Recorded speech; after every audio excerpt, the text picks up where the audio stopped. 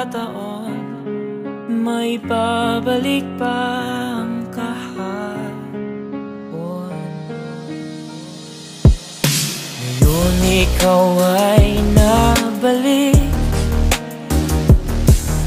katulad ko rin ng iyong pananabik, na makita ang dating kanluran, tahanan at